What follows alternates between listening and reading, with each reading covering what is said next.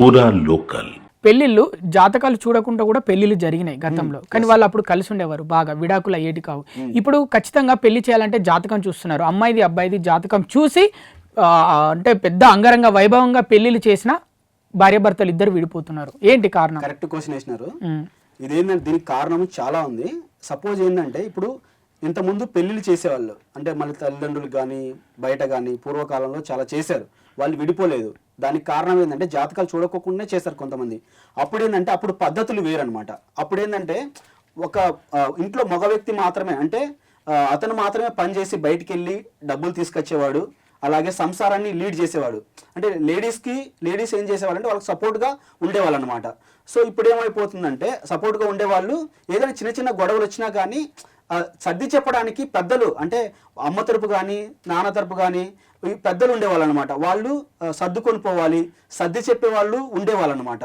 So దాని వలన వాళ్ళు విడిపోయేవాళ్ళు కాదు. ఇంకొక రీజన్ కూడా ఉందన్నమాట. అంటే భార్యకి భర్తకి మధ్య ఏజ్ డిఫరెన్స్ కూడా ఉండేది అప్పుడు. అంటే భర్తకి ఒక 15 ఏళ్ళకు 16 ఏళ్ళకు పెళ్ళి అయితే భార్యకు ఒక 14 years కి, అంటే 20 years కు పెళ్లి అయినట్టయితే వీళ్ళకి ఒక 14 years కు, భర్తకి 20 సంవత్సరాలు భార్యకు 14 సంవత్సరాలు, అంటే పాతకాలం ఏజ్ డిఫరెన్స్ ఉండేది అనమాట బాగా. సో దీని వలన భర్తని గౌరవించేవాళ్ళు.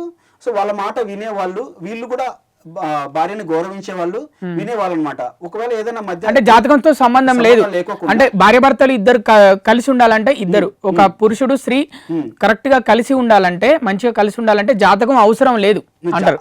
జాతకం అవసరం లేదని కాదు, జాతకం ఉంది. కానీ జాతకంలో ఉన్న దోషాలు ఉన్నప్పటికీ కూడా ఈ బాండింగ్ ఉన్నట్లయితే విడిపోరని నా ఉద్దేశం. అంటే ఇప్పుడు ఎంత జాతకం బలంగా ఉన్నా బాండింగ్ లేకపోతే, భార్య భర్త అనే బాండింగ్, ఆ ఎమోషన్ ఇద్దరి మధ్యలో లేకపోతే వాళ్ళు విడిపోతున్నారు. బాండింగ్ ఉండాలి. ఇంకోటి ఏంటంటే ఒకరినొకరు గౌరవించుకోవాలి. అలాగే ఇద్దరి మధ్య మంచి అన్యోన్యత అనేది ఉండాలన్నమాట. అంటే ఎప్పుడు వస్తుందంటే అడ్జస్ట్మెంట్ అనేది ఉండాలి ఇద్దరికి.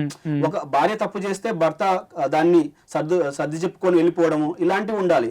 అలాంటివి ఉన్నప్పుడు విడిపోరు అనమాట, డివోర్స్ వరకు వెళ్ళదు. సో పూర్వకాలంలో అది ఉండేది, పెద్దలు కూడా వాళ్ళకి సపోర్ట్ గా ఉండేవాళ్ళు అనమాట. ఇప్పుడు దానికి దీనికి డిఫరెన్స్ ఏంటంటే ఇప్పుడు మనకు జాతకాలన్నీ చూస్తున్నారు, అంతా బాగానే ఉంది. కానీ ఇప్పుడు ఏమైపోతుందంటే జనాలు ఇద్దరు, భార్య జాబ్ చేస్తుంది, భర్త జాబ్ చేస్తున్నారు, ఈగో ఫీలింగ్స్ ఎక్కువ అవుతున్నాయి అనమాట. ఈగో ఫీలింగ్స్ ఎక్కువ అవుతున్నాయి. మరి ఏజ్ డిఫరెన్స్ కూడా ఉండట్లే. మన తల్లిదండ్రులు తప్పు చేస్తున్నారు పెళ్లి చేసేటప్పుడు. అది ఎట్లా అంటే ఇప్పుడు సబ్జెక్ట్ నార్మల్ అయిపోతుంది. యాక్చువల్లీ ఇంకొక టాపిక్ ఏంటంటే, బయట ఇప్పుడు జాతకాలు కుదరకపోయినా ఒక అమ్మాయికి అబ్బాయికి పెళ్లి ఖచ్చితంగా వాళ్ళిద్దరికి చేయాలి అని ఇంట్లో పెద్దవాళ్ళు ఫిక్స్ అయినప్పుడు, జాతకాలు కుదరకపోయినా ఏదో ఒకటి చేసి వాళ్ళ జాతకాలు సెట్ చేస్తున్నారా పెళ్లిళ్ళు చేయడానికి? అది అలా సెట్ చేయడం వలన ఏమవుతుందంటే సెట్ చేస్తారు కొంతమంది. నా వరకైతే నేను అలా చేయను, ఉన్నట్టు చెప్తాను. ఇది అవుతుంది అంటే అవుతుంది. సో ఒకవేళ వీళ్ళిద్దరు చేసుకుంటే ఖచ్చితంగా ప్రాబ్లమ్స్ వస్తాయి, సమస్యలు వస్తాయి అని మీరు చెప్పినప్పటికీ కూడా, ఒకవేళ కావాలన్నప్పుడు వాళ్ళకి సింపుల్ రెమెడీస్, వాళ్ళకి కావాల్సిన రెమెడీస్ చేసుకోవాలి. ఇది చెప్తూ ఇద్దరి మధ్య సఖ్యత అనేది ఉండాలి. అది లేకపోయినట్లయితే మీరు ఎన్ని చేసినా గానీ కుదరదని చెప్పేస్తాం నా వరకు అయితే. సో అలా అడ్జస్ట్ చేసి చేయడం అనేది కూడా తప్పు. కుదరనప్పుడు కుదరలేదని చెప్పడం కరెక్ట్.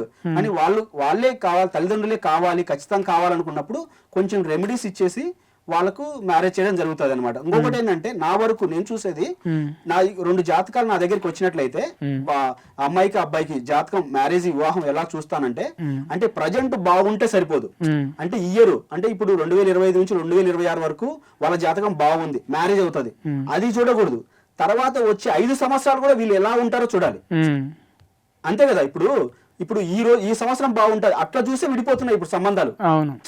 వాళ్ళు బాగుంటున్నది, అది చూసి బాగుందని పెళ్లి చేసేస్తున్నారు. కానీ వచ్చే 5 సంవత్సరాలు ఎలా ఉంటుందో చూసినప్పుడే కదా వాళ్ళు ఉంటారు.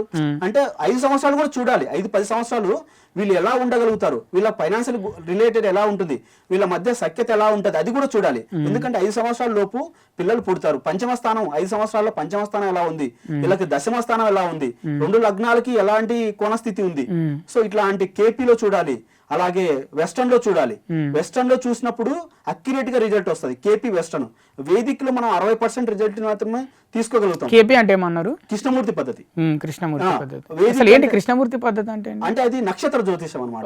అంటే నక్షత్రానికి గ్రహాలు ఏ నక్షత్రంలో ఉన్నాయి, వాళ్ళ సబ్ లార్డ్స్ ఏంటి, సబ్ లార్డ్స్ ఏంటి, ఇదా నక్షత్రాన్ని పట్టేసి చెప్తారనమాట. ఒక నక్షత్రం ఒక గ్రహం ఏ నక్షత్రంలో ఉంది, ఏ డిగ్రీల్లో ఉంది. ఇప్పుడు నక్షత్రం పట్టి మళ్ళీ అలాగే ప్లానెట్స్ మధ్య డిగ్రీలు కూడా వెస్టర్న్ ప్రకారం అది మామూలుగా టెక్స్టైల్ ఆస్పెక్ట్ ఉందా, ట్రైన్ ఆస్పెక్ట్ ఉందా, స్క్వైర్ ఉందా, అపోజిషన్ ఉందా, ఇలాంటి బట్టి కూడా అక్యురేట్ గా చెప్తాం. అలా 5 సంవత్సరాలు కూడా మిగతా 5 సంవత్సరాలు చూసి వివాహం చేసినట్లయితే ఖచ్చితంగా విడిపోరు వాళ్ళు.